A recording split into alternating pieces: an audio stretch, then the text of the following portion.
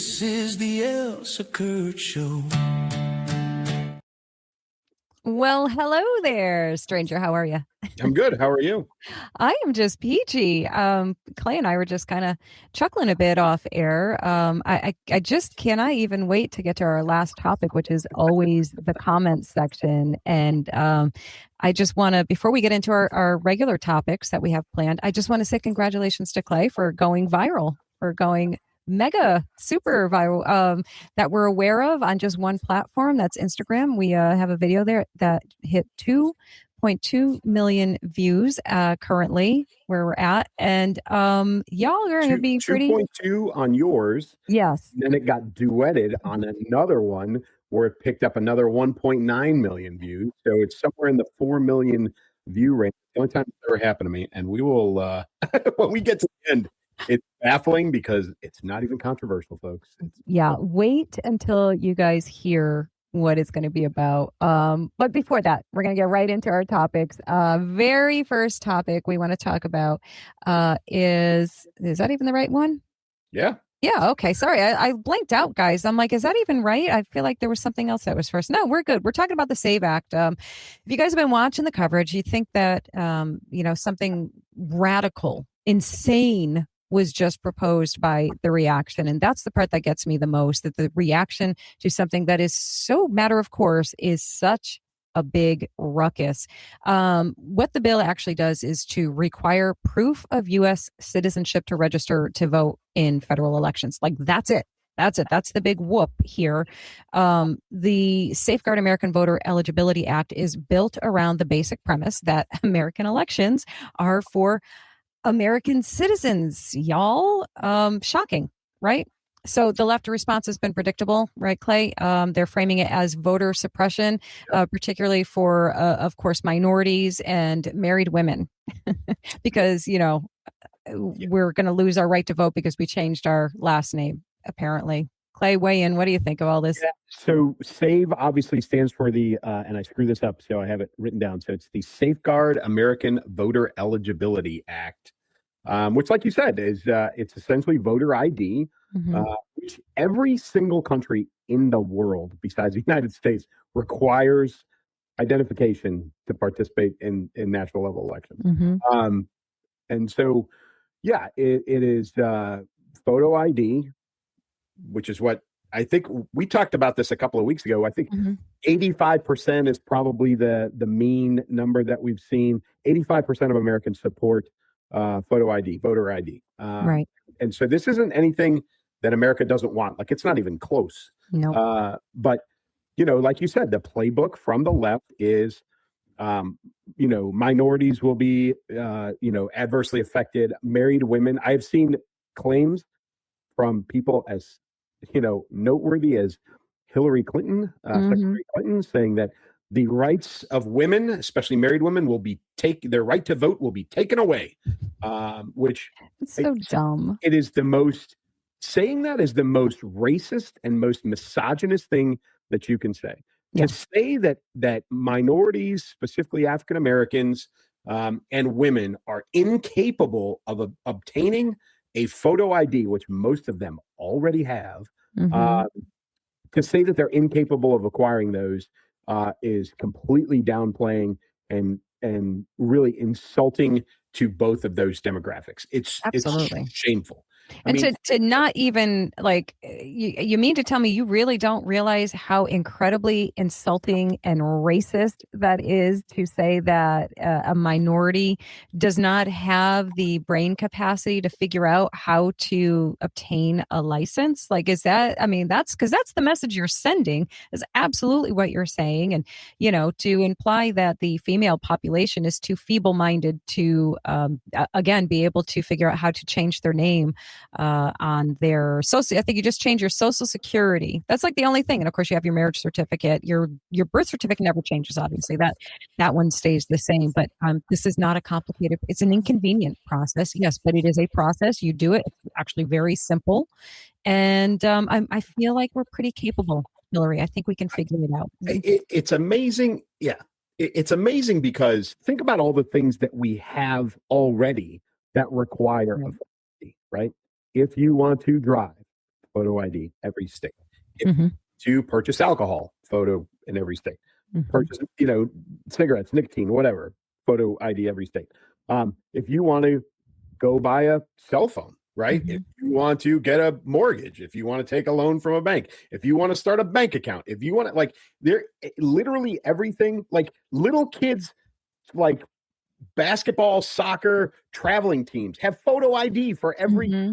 on the roster, right? Like that's been going on for decades. This is not a difficult thing, and again, it is unbelievably insulting to so many people to say, "Oh, well, there's no way that married women can figure this out," because they haven't. Their birth certificate says one name, and everything else says another name.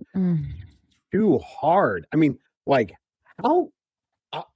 Like if I was a woman, I would be so pissed. Like right? that is unbelievable, Mm-hmm. and it's coming from female leadership within the Democratic Party. Yeah, is making this harder than anybody else. It's crazy. Mm-hmm. Yeah, and the only conclusion that you come to, and we may joke around plenty and call them stupid and dumb and all those things, but we know damn well that they're not. We know that the reality of this is very academically smart people banking on the stupidity of the common folk. The easily led, and whoa, what a surprise! Get your Handmaid's Tales costume on and start marching around like a bunch of idiots, useful idiots, and protest because Hillary and whoever else up at the top there said that that's what's going to happen. So that must be the case. God forbid you actually do a few seconds of critical thinking and I don't know, an ounce of research to find out if that's true or not. If you're really in doubt, I mean, common sense should tell you that that's absurd and ridiculous and not the case at all. But clearly common sense has left the room for an extended period of time here. And they just, it does boil my blood, Clay, because it is exactly what you said. It is so insulting. It is so ridiculous. And, it's just, it's like the nail in the coffin for the proof that what they're really freaking out about is not being able to get all of their illegals to vote. This is what it's all about. This is the clearest indicator, as if there weren't already plenty, that this is what they're freaking out about. Like if you have to prove who you are in person with a photo ID, now we can't rig the elections anymore. So too bad, so sad, guys. Yeah, adding insult to injury, they don't actually care, nor do they really think that married women and African Americans can't get an ID. But what they can't say out loud is exactly what you said, and that is, well, if we take away, if it's U.S. citizens only, then the illegals can't vote. So we've got to keep this open. That's the only way, that this works. So they're actually they're exploiting married women and African Americans, right, to protect illegal aliens and allow them to vote. They don't actually care whether or not married women or African Americans vote. They care if the millions, although millions less now, but millions of illegal immigrants have the ability to vote in the United States. So, and the idea behind the SAVE Act is it's federal, right? For federal elections. California, at state level, do whatever you want to do. We don't care. What you're going to do. Yep. Illinois, New York, wherever, Texas, every state, you set up your own state level, whatever your state level Congress decides, you set up your own election laws. But at the federal level, for a federal election, these are the requirements. Yeah. And that's the problem. That's it's going to be an issue. And the biggest pushback is from all of the, like you said, all the usual suspects. It's California, it's New York, it's Illinois, it's Minnesota, it's all of those states that are pushing back against this. And the same people. There is a trend now in social media. I don't know if you've seen this or not, but there are, the conservative reporter on the street kind of folks that are how do you feel about voter ID? And they will go, and I've seen probably 4 or 5 of these where they will go to a number of African Americans, they'll go to a number of Hispanic, Latino, they'll go to Asian, they'll go to everybody but truthfully white people, and they'll say, what do you think of voter ID? And almost all of them will say, I'm all for it. It's a good thing. Only Americans should vote, blah, blah, blah, blah, blah. And then they will go to the white 20-somethings, either in college or just out of college, and they'll ask them, they'll be, you'll get the answer, that you expect. Oh, it's racist, it's oppressive, it's this, it's that, blah blah blah blah blah, and it's that again, it's the usual suspects Yep. that are buying into the media BS Mm-hmm. and everything that's coming out of the DNC about this, and they're buying it hook, line, and sinker. Thankfully, they're only in that 15% that we're talking about who is against voter ID. But Right. folks, this has got to. They're talking about a filibuster. The Dems are, because right now it's past the House. It's about a 50, literally a 50-50 JD Vance tie-breaking vote. It might be 51-49 or maybe even 52-48, but it is right at the hash mark on whether or not this would pass a majority vote in the Senate. So we'll see what comes out of it. I think they have the votes to do it, but we'll see what happens. Yeah, it's so crazy, isn't it, Clay, to even be having this conversation? Like, Nuts. this is one of the most no-duh kinds of things. Like, it's American elections. It's United States elections. If you're not a citizen, like, it's no different than any previous year. Like, there's no argument there, that I don't think there's any argument. Like, this has always been the case that you should be, a citizen of the country that you're voting in, paying taxes in it, doing all of the things, but, namely being simply a citizen. So there's no reason to not prove that you're a citizen. There's no reason to be offended by proving that you are who you say you are. And like you said, Clay, and like so many of us have made the point millions of times over, in almost every facet of life, you need to have identification to prove who you are, to show who you are. So why should this be any different? You show, all of the things that you listed. I mean, I can't get on an airplane without ID. And as we know, that's the most important thing to me, to be able to get to those grandbabies. But come on, it's just silly. But I do have a question, though, and I don't know if you can answer this, Clay. What's the actual enforcement mechanism, so to speak, of guaranteeing that? Like, is it literally, like, I know, like, speaking of the airport, when you go to the airport, you hand over your ID and they put it, or different places do different things. But most of them, I think now, they put it in this little machine. I don't know what that machine is, but you put it in the little machine. Obviously, it reads your identification, whatever code is on there, and spits it back out. I mean, would they be doing the same things for voting, having something like that just, like, I guess, records? I don't know what the hardware, software is going to be. It may very well be an ID check. Just a simple verification. Like you're walking into a bar, buying a pack of cigarettes, whatever it is. Yeah. But that alone will deter people from, Sure. from voting, illegally voting, right? Nobody, no illegal immigrant, truthfully, is going to try and fake their way into an election booth with a fake ID with risk of being deported. Right. Like, that's not happening. Now, if they're given a state ID, right, or they're allowed to go vote and nobody's going to check it, which is what's going on now, then of course they're going to vote.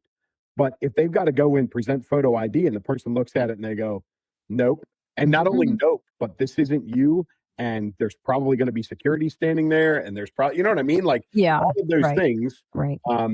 So I think it's a deterrent in and of itself, having the mechanism. I actually will be more curious about what are the consequences for not actually following the law. So what happens if there's a polling place and they walk in and they're not checking photo IDs? Like, what happens there? Does that whole polling place get decertified? Yeah. You know what I mean? Like, are they going to, cop in civilian clothes, or somebody in civilian clothes, walk in there and run a sting operation with a fake ID and see if they get caught or not? Like, I don't know how all that's going to work, but I know the idea is to obviously protect the integrity of the election and minimize the amount of voter fraud. And I think this is step one as a deterrent.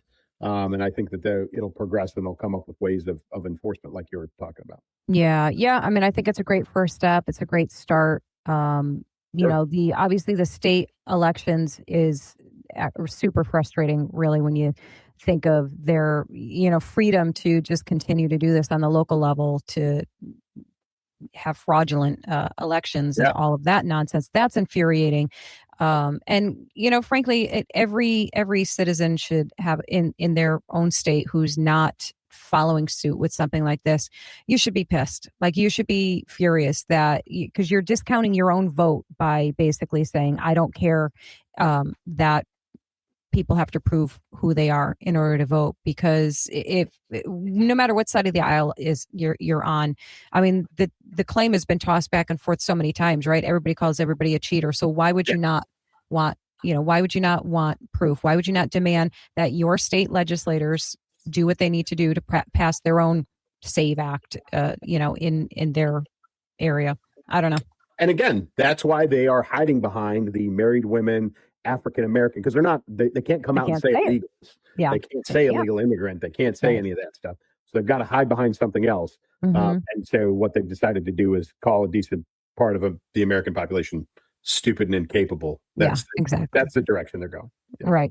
Oh my goodness. All right, let's go global for a minute, or 2 or 3 or 5 or 10, and talk about went on or what's been going on over in Munich. It's the security conference. The Munich Security Conference is supposed to be about serious geopolitical conversation. Instead, we got a little bit of political theater there with the likes of AOC and a few others there. Senator Rubio, my guy, love him. He delivered what many described as a sober defense of Western security priorities. I didn't watch all the stuff and things from this, but that was one of the ones I went back and watched the full clip of. And boy, he's just so good. I just love his delivery. I know some people maybe wouldn't, but I actually love his delivery. Yeah, it's been called his best speech ever. So listen, folks, if you haven't seen it, I recommend you sit and watch it. It's really good. Got a standing ovation at the end of it. Yes, he did. Well deserved. And there's also now, because of that speech and truly his ascension in the last probably 6 months, maybe 9 months, there is discussion about who the actual next GOP presidential candidate is going to be. Is it going to be J.D. Vance, which is what everybody has assumed? Right. Or is it going to be Marco Rubio, who has truthfully been a rock star since President Trump brought him on? And this speech and his delivery, the content is so good. Yeah. And then on the flip side, the Dems sent their non-all-star team, proved themselves to be non-all-stars. So you got a little bit of AOC, you got a little bit of Hochul, you got a little bit of Secretary Clinton, Hillary Clinton, and even old Gavin Newsom tried to get over there and nobody would talk to him. So nope. You've got a clip, right? I do. So there's a little montage, just a little comparison of, I think it's, we've got Rubio up first, then it's going to roll right into AOC, and then it's going to roll right into Hochul. And y'all just make your own comparisons and you decide for yourself who may or may not have done a better job of it. So here it is. And into the interior, followed the footsteps of French fur traders and explorers whose names, by the way, still adorn the street signs and town names all across the Mississippi Valley. Our horses, our ranches, our rodeos, the entire romance of the cowboy archetype that became synonymous with the American West. These were born in Spain. And our largest and most iconic city was named New Amsterdam before it was named New York. And you know that in the year that my country was founded, Lorenzo and Catalina Giraldi lived in Casal Monferrato in the kingdom of Piedmont, Sardinia. And Jose and Manuel Arena lived in Sevilla, Spain. That America is charting the path for a new century of prosperity. And that once again, we want to do it together with you, our cherished allies and our oldest friends. And Congressman, I'll start with you. Would and should the U.S. actually commit U.S. troops to defend Taiwan if China were to move? I think that this is such a, I think that this is this is, of course, a very longstanding policy of the United States. And I think what we are hoping for is that we want to make sure that we never get to that point. And we want to make sure that we are moving in all of our economic research and our global positions to avoid any such confrontation and for that question to even arise. On Ukraine, what does victory look like? No, please. I'd love to hear your answer. It is. The two that I am on the panel with are much more steeped in foreign policy than a governor is. But I do think that Ukraine's independence, keeping their landmass, and having the support of all the allies, I think is the goal from my vantage point. Go ahead, Ambassador, do a better job. Yeah. So Whitmer, not Hochul. We were wrong. Just sorry. Yeah, my bad. easily confused. Yes. Yeah, you really are actually. I think it's just a level of Botox. Did I say that out loud? I didn't mean to. Sorry. I try not to make a habit of commenting on other women's appearances. That one slipped out. I do apologize. So AOC had another 2, maybe 3, at least 2 missteps in that. Obviously, there was discussion of her as a vice presidential or even presidential candidate, and she can't articulate anything regarding our national policy or position on defending Taiwan. There was so much fluff. She was right in line with a Kamala Harris word salad. I mean, if it was a competition, it could have been a tie there.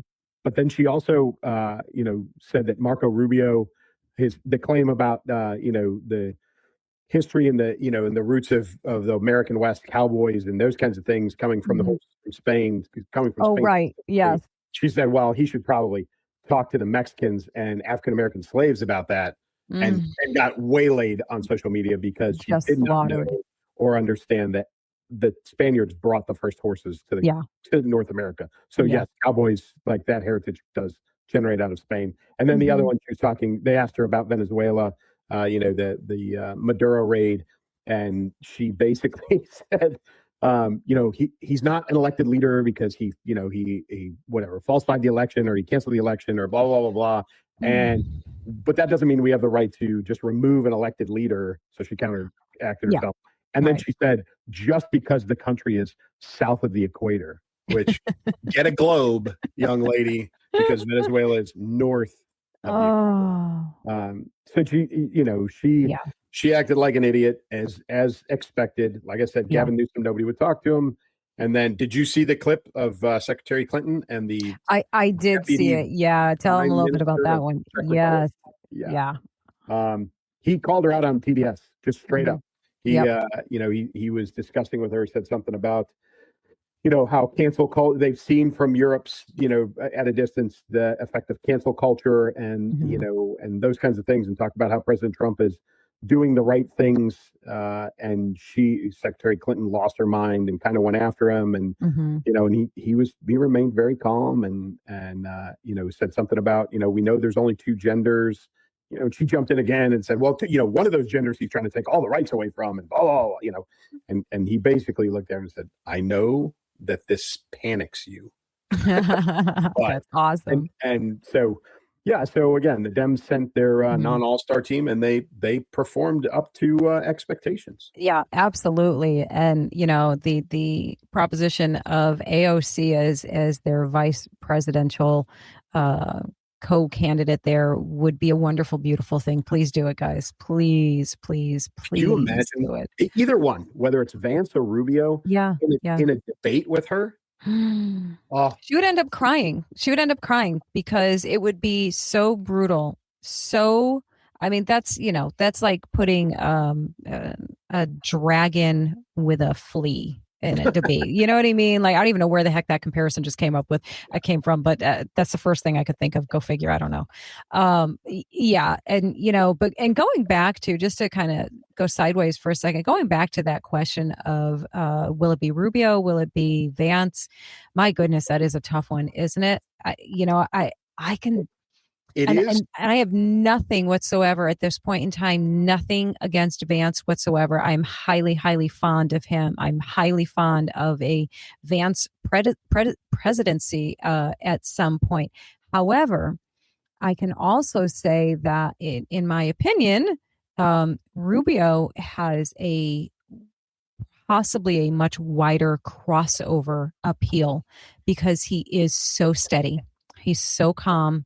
He's so, and not to say that Vance isn't those things. Vance can be certainly fiery, absolutely, and I love that. But Rubio's delivery is just so, he's just the stealth bomber, and I think he just comes with straight facts. But yeah, I don't know. I could see it because he's had more experience. He's got more connections. I don't know. I don't know. I love them both, and I would be pleased with either. But if you really forced me to pick, I would probably say Rubio. Yeah, I think if Vance, the problem is Vance is the VP, right? Mm-hmm. And it would be a bigger problem if he was an 8-year VP. He's Right. not. He's only a 4-year VP. So Mhm. I think he'd have to take a little bit of humble pie.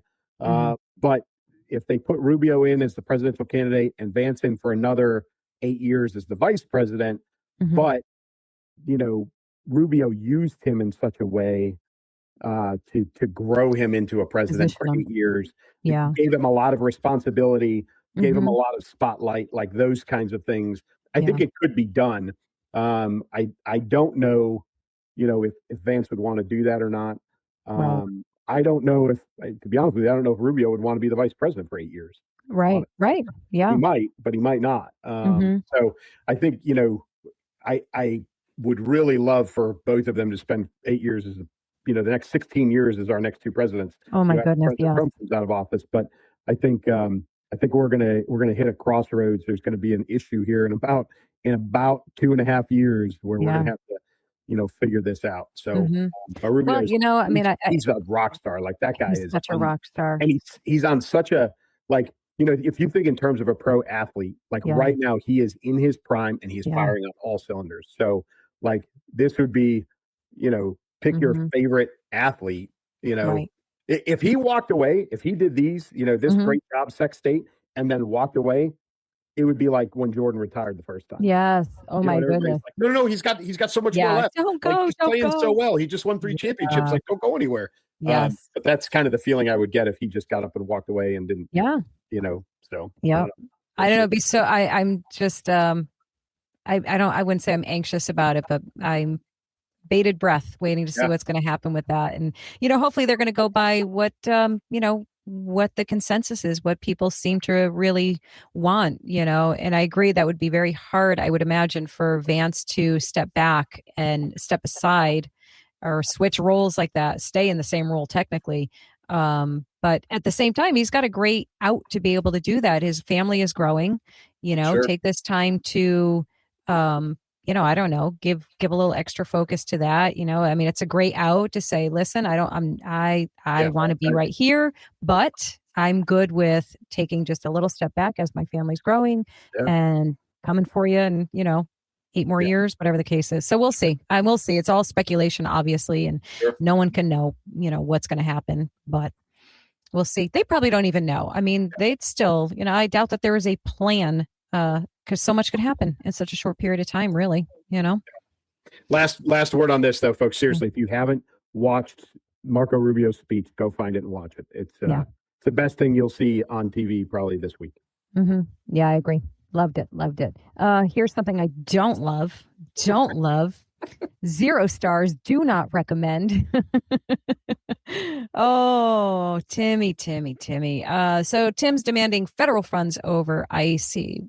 So basically enforce the law, send the bill. Now let's talk about Governor Walz demanding federal dollars to fix what ICE broke. I love the irony in this, don't you?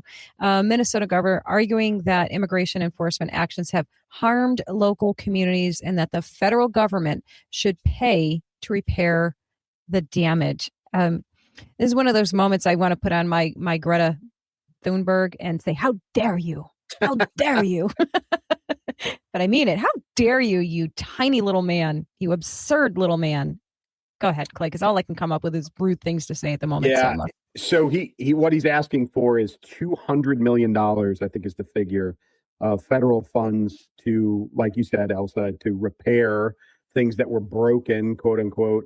And there's no accounting for this, folks. There's no profit and loss statement that's going to come with this to say, hey, we lost X amount of dollars in this category and X amount of dollars in this category, and our roads need to be repaired, and that's going to cost X amount. You know what I mean? There's none of that. Mm-hmm. This is just a swag. This is just a number they're throwing out there, and but he's asking for $200 million of federal funds after losing $9 billion in fraud of federal funds. Yeah, with a B. Yeah. With a B. $9 billion in federal funds to all the Somali fraud that's going on in Minneapolis. So one, the audacity to even ask for this is unbelievable. Again, how dare you? But Yeah. Waltz has never been known to be a smart guy. We learned that very quickly in the last few months of the last election, how dumb he actually is. So asking for it shouldn't be a surprise. Right. I know that the entire White House, not even the close staff, but everybody on the staff of the White House is probably itching to be the person to tell him to go F himself. And absolutely. it is crazy. And I have not seen a response. Have you seen a response, a statement? I haven't. And I think no response is probably the best response, right? Like almost like, yeah, you're not even getting a response for this. We're not even reacting to it. You get nothing. You get nothing, sir. No anything. The absolute, like you said, the absurdity to call for chaos, which is what he did, called for the citizens to behave like absolute lunatics. He called for chaos, and now he wants to send the invoice for that chaos to Washington. I don't think so. And then I'm pretty sure that that's what they're saying too. Like they're probably laughing about it and, I don't know, throwing tampons at a picture of him or something. It is. Yeah. So, you can claim a lot of things. But again, this is very much the same as, I hate to say the other things that we're talking about, and that's the lack of self-awareness of, like who the DNC, who the Dems picked to represent them at the Munich Security Conference, to, knowingly send AOC, Whitmer, Secretary Clinton and Gavin Newsom, like that's your representation. For that to happen and then to have this happen with Waltz, to be shocked by it, I think we're all like, including myself, like I'm an idiot for being shocked by this. Yeah. Because we should just come to expect this level of dumb on a daily basis. But for whatever reason, it continues to put me on my heels every time something like this happens. And even more so, I shouldn't be surprised by Waltz because he's dumber than the rest. And yet this is what we get. Yeah, I mean, he and those of his ilk all do that same thing of, I just imagine like them sitting around listening to all this stuff and, hearing not necessarily us, but other people, pundits, commentators, all of those things, saying things like, he can't possibly be dumber. Like he can't get more stupid. And he's like, hold my beer. Yeah. Hold my beer. Yes, I can. Yeah, I can. I could be as dumber as that. Yeah. I mean, so yeah, I feel like it's like a competition with himself to be more absurd each time that he opens his mouth and does something. So yeah, I just can't even. It's too silly. It's too silly and it's too dumb. And it is, I'm laughing and we're laughing about everything. And it's technically, like, we know, guys, it's not funny because it's at, the citizens' expense and all of our expense, really, to some degree. So for that, it's not funny at all. But it's like sometimes all you can do is just laugh a little bit about it and shake your head. So I don't think he's going to get anything. Do you think he's going to get anything? He's not gonna I don't get think he's going to get a dime, but I would make him itemize it, and then I would audit, and then I would audit the submission.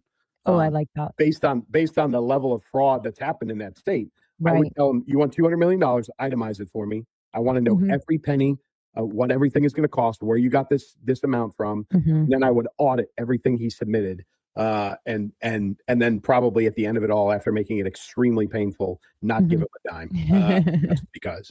I love that. Yeah, it's ridiculous. It's amazing. And in reality, right, Clay, he's probably just blustering, right? Like he's just, making some noise to make it look good and sound good, make him feel like a tough guy. Which, is his legacy's destroyed. Yeah. That's already gone. And he's already said he's not running for office again. So I don't know what he thinks that he or anyone else is going to gain out of this, except to make it look like President Trump and the GOP don't care about the people of Minnesota or, blah, blah, blah. Listen, folks, no one in the GOP ever anticipates winning an election in Minnesota. Right. When President Reagan ran for re-election, right, and he won 49 states. You know which state he didn't win? Minnesota. Right? No one ever expects, no GOP and no Republican ever expects to win anything out of Minnesota. So Waltz can bluster all he wants, and he can try and make the GOP, the Republicans look bad. In his state, it doesn't matter.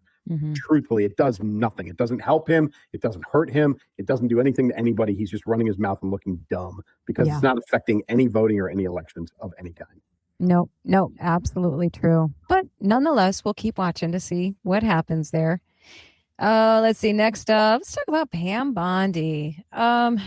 So you got some conservatives who are cautiously optimistic. Others are very wary of what Pam's been doing or not doing, I guess, depending on your perspective. She has a record as Florida's attorney general, and she's been vocal in defense of Trump. Those are all the givens. Question isn't really whether she's loyal. The question is whether she's independent enough. At least this is a question some people are asking. If she's independent enough to pursue justice cleanly and consistently. So I have very mixed feelings about her, to be perfectly honest. I championed for her early on. I liked her. I liked how she presented. I liked that she seemed to have that tough stance, all of those things. It's kind of hard right now, Clay, isn't it, to see what she's actually doing? I mean, I just feel like not enough is happening, right?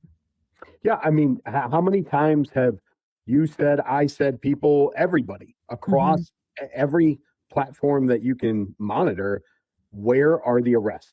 That's what we want. That's what President Trump got, elected on. The Epstein files are the easy answer. Nobody still to this day has been arrested. We could go through a whole bunch of things that she hasn't accomplished. And again, that's why we're conflicted. You and I had this discussion even before we started recording. She did present herself, and remember, folks, she was the second choice for this job. Yeah. It was Gates, Matt Gates, right? Was supposed to be the attorney general. Basically, everybody told President Trump he's not getting confirmed. Don't do it. He's not the one. So they pulled him. He dropped out, whatever it was, and then they put Pam Bondi in there, and she made it through. And so she's second choice for the job. She's a whatever you want to call it, a firebrand, a bulldog. She's not a pushover. No. But at the same time, she went into Congress this past week and testified and was in there, and she was wagging her finger. She was talking smack to, sitting members of Congress, making accusations, making offhand comments. Truthfully, she probably should have been held in contempt for the way she was acting. Fiery. Yeah. But at the same time, zero humility, zero, right? And in the sense of, we all want the arrests. We all want tangible results, right? She got put in that job. President Trump got elected into office so that these people would be held accountable. Right. We collectively, and I don't care what party you're in, we collectively have not seen accountability that we anticipated, in November of 2024 when we all went to the voting booth. So frankly, I'm sorry. Go ahead. No, she's to me, it's been a continual disappointment in her performance, and last week was a prime example of that. Yeah, I mean, to put it plainly, we have wanted from day one to see heads roll. We want the heads to roll. Yep. We don't care whose they are. We genuinely, and that is the biggest misconception from the left regarding the right and our loyalty to specific people, whether it be Trump or somebody else. I don't care about any of them. If you're guilty of any of these things, I want your head to roll. I don't care who you are. I absolutely don't. Yes, I would be disappointed if it were people that I have spoken up for and defended and all of those things. Sure, but it's not nearly enough to not want to see those heads roll. I just caught, before we did this, I was kind of scrolling through looking for things about the Pam Bondi situation. And I came across, I'm sure you know who he is, Sean Ryan.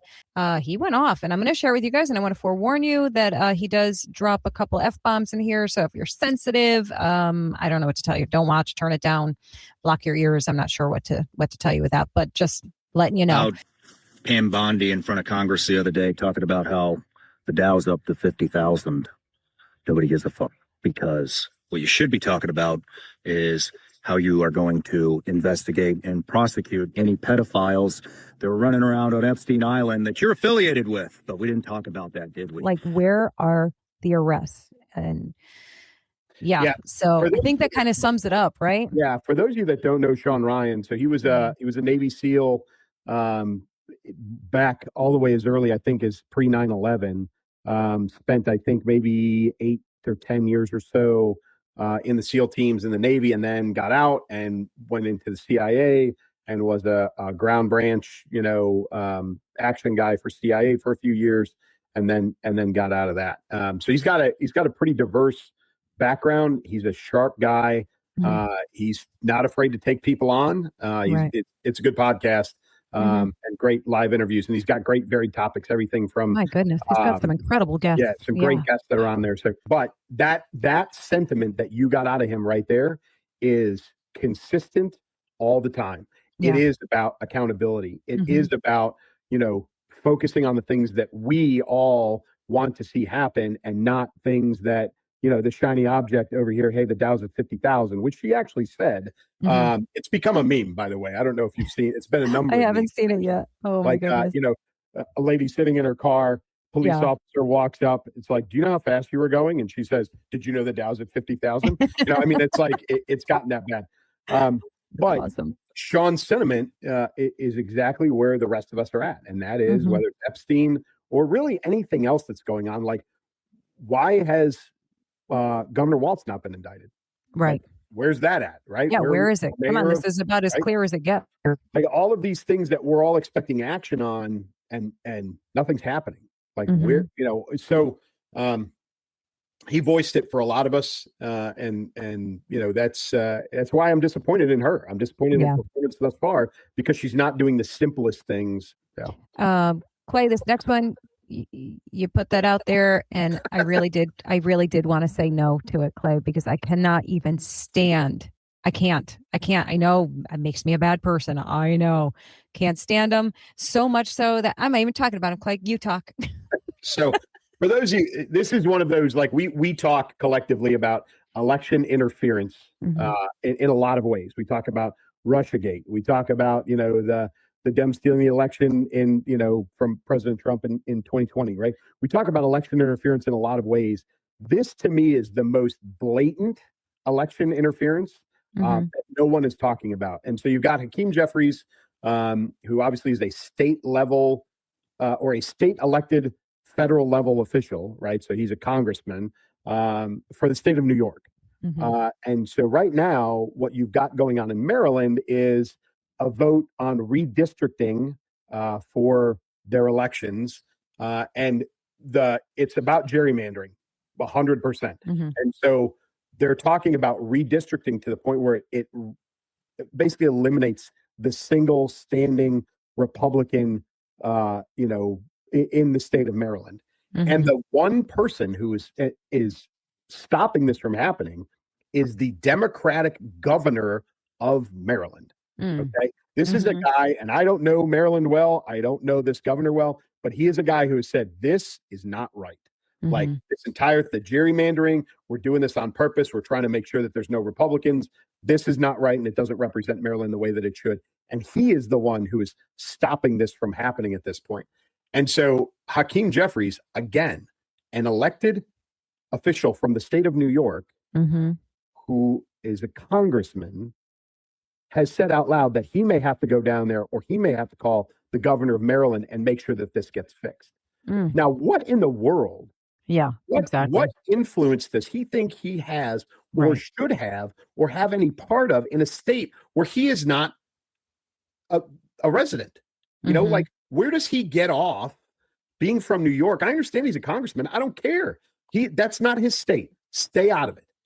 If the congressman from Maryland want to get involved, different discussion. But you're from New York, buddy. Stay out of it. That, to me, is blatant election interference, and he should have nothing to do with anything politics-wise outside of his state.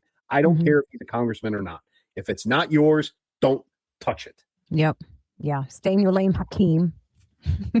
Oh, God. Yeah. He's everything he does, I find infuriating, offensive, obnoxious, self-aggrandizing, you name it, he does it, and he's just absurd. Yeah, he's just absurd. He's got to go. He's another one of those that I think, truthfully, is just not smart. Yeah, I really don't. Like, watching him speak, watching him act in public, like, I really do not believe he is that intelligent. And again, it makes me wonder, in the same vein of AOC and some others, like, how did this guy get elected, and how does he Right. continue to get elected? Mhm. Because he just does not put off a vibe that he is all that Yeah. intelligent. Yep. Yep. What do they call him? The Wish version or the Timu version of Obama? Yeah, Timu right. Obama. Right. Oh my goodness. So yeah, so that's that. I cannot wait for the day when he just gets shoved right out of office, because it'll happen hopefully someday. Sooner or later it will. Hopefully. Let's go on to this one here. Oh, they just make us so tired. Like, you just are so absurd. So, Silence of the Lambs, for anyone old enough to remember or who's just a movie buff and likes those old movies, I am a fan of Anthony Hopkins. I adore Anthony Hopkins as an actor. He's one of my favorite all-time actors. So that's not my type of movie, actually, but I watched it because of him. It is an iconic movie. So the guy who played Buffalo Bill, who is Ted Levine, is that how you pronounce his last name? Thank you. Iconic role. Everybody knows the line. If you say, maybe you don't even know where you heard this from, but if you ever say in your lifetime, "It puts the lotion on," then you are a Silence of the Lambs fan, And so anyhow, he played Buffalo Bill, and he recently, I guess it was in an interview, yes, or some type of public thing, he expressed regret over the role amid transgender criticism. He argued that the character contributed to harmful stereotypes. He insists that here's the interesting part. He insists that he never played Buffalo Bill as gay or transgender, and he described him instead as a effed up heterosexual man. And this, very interestingly now, this aligns with director Jonathan Demme's 2014 explanation that the character's obsession with becoming a woman was just another way to escape his self-loathing, not genuine gender dysphoria. So that in itself is interesting, that they apparently always said that, or always, portrayed it that way. But anyhow, I guess the nuance clearly got lost in translation for audiences over the recent, decade or so. The character is explicitly described as not being transgender. Yet now, because of everything being about transgenderism and their sensitivities and their feelings, now we have to dust off this movie from more than a decade ago. Well, 2 decades. What was it? 1991. It was written into the script. Okay, yeah. So going back quite a while now. We got to dust it off, bring it all the way up to 2026 and say, everybody look at me about this movie and this character in this role. And now I regret it. Like, it's the role that put you on the map as an actor. I actually watched, does anybody know the show, the series Monk? I watched I watched that like way long after it ended. And I just caught it streaming, and I binge watched it because I like the lead actor there. And the whole time I did not know that the guy who played the chief was Ted Levine, Buffalo Bill. It's one and the same. And I finally, at some point, like near the end of the series, I was like, who is that actor? Anyhow, he does look kind of familiar to me, but I can't place it. And I was like, what? So yeah, funny, like jarring realization there for me. But all I can say, guys, is this is so silly. You're retroactively apologizing for a character in a film that is more than 20 years old, and that is frankly irrelevant now. It is not your or my or anyone's responsibility to cater to the feelings of any certain population. Enough with the nonsense already, and enough of the virtue signaling and I'm an ally crap and all of this stuff. Like, dude, nobody even cared. And if they did, it's such a small percentage of people. You're just trying to be important again, basically, and get in good with a certain crowd. I can't. So Levine, you're right. Levine the guy has an amazing career, and he does so many bit parts that people don't connect the dots, right? And then all of a sudden they're like, oh my God, and it's his voice, right? His voice is so, it is very distinct. But he was in the original Fast and the Furious movie, right? People don't realize that, right? He was in the of the 3 Chris Pratt Jurassic Park movies, he was in the second one of those, right? He Did was, not you know know, that. there's the guy, he has one of those careers in IMDb that you go, oh my God, that was him. Oh my God, that was him. But Buffalo Bill, you know, the character itself, if like you're worried about, you know, him being trans, or the guy was one of the most sinister, evil characters ever. He had so, you know, the psychological issues inside of that character, like even if he was trans, are the least of the issues. Like the guy was a kidnapper, he was a murderer, he filleted people, like it's crazy, like all of the horrible things, and they're like, oh well, it makes trans people look bad. No, it makes people look bad. Like the guy was a lunatic, you know. I mean, it's all, and so there's all of that. And yet, no, Levine shouldn't have gone back and apologized for this. It is, you know, like you said, it's this virtue signaling, whatever you want to call it. But folks,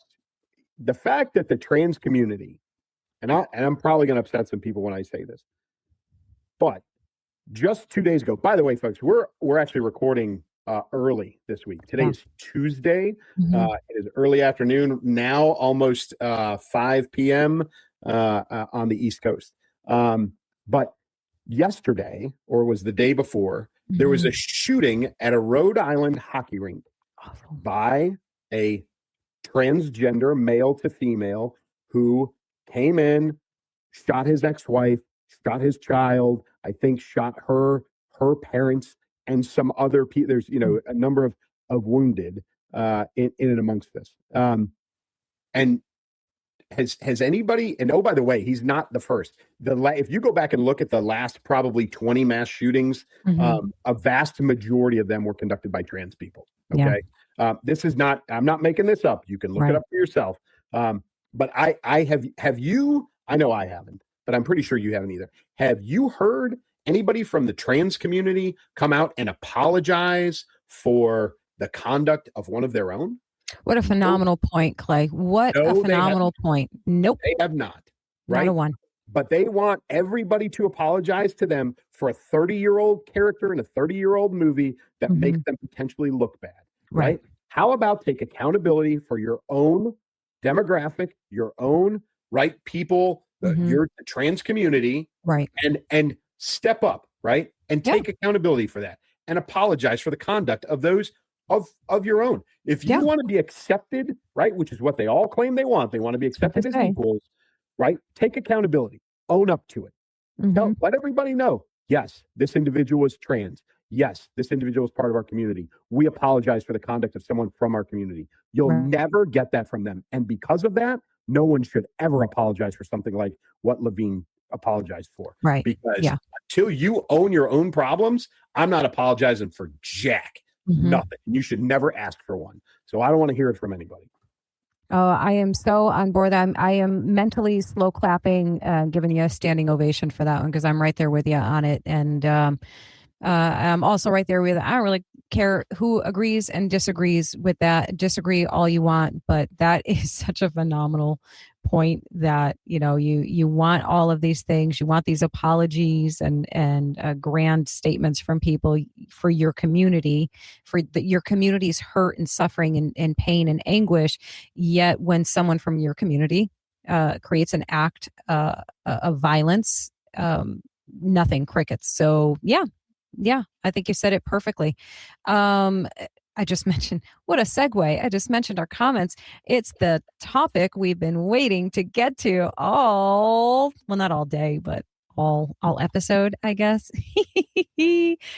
Clay, we we bothered people apparently with the You did, yes. It is mainly you, but apparently some of them were mad at me too, at my reaction, which we'll get to, which is even funnier to me. Like, it's funny enough.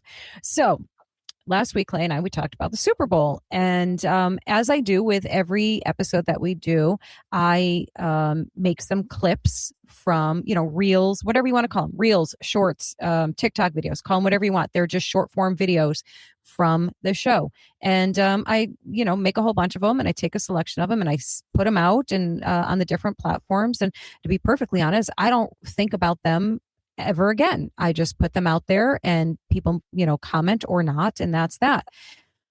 Well, I did the same thing last week as I always do, and one of those clips was a short one from about our discussion about the Super Bowl.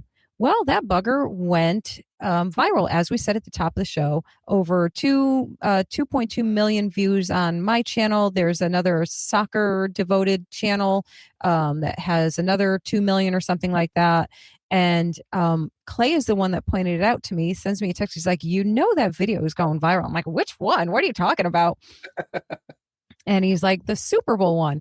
And I'm like, the Super Bowl one? And I'm thinking, oh, was that, we must have been talking about Bad Bunny and everybody's all up in arms. Well, the answer to that is, no, it wasn't that, guys. It wasn't that. It was, let's see, do I have the actual video?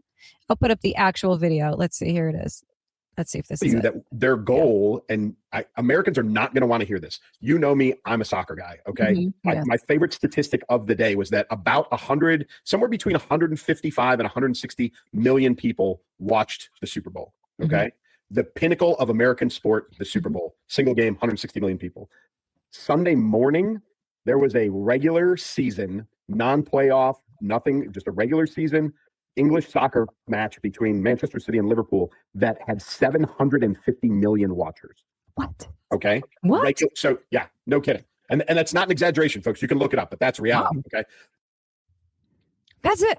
That's all it was, guys. It's all it was. Very simple. Just a quick, back and forth here. And well, let me tell you, let's see. I don't even know which ones I'm pulling up here, but I'm pulling up random. So you got yelled at for having the audacity, how dare you, to call it soccer instead of football. So the comment for those of you listening and not watching, this guy or girl, I don't know, says, if you are a quote unquote soccer guy, stop calling it like that. It's called football. It has a ball and it's played with the feet. And I'm saying it like that because there's lots of exclamation points. The other thing is played with an egg-shaped thing and it's played with the hands. It should be called hand egg. The rage in that comment is hilarious to me. So let me just defend you, Clay. Not that you need my defending. He knows what it's actually called. It was within the context of the conversation, and it's referred to here as soccer. So we're talking primarily, yes, we have some international audience member, but generally we're speaking to American audiences who are very keyed into American football.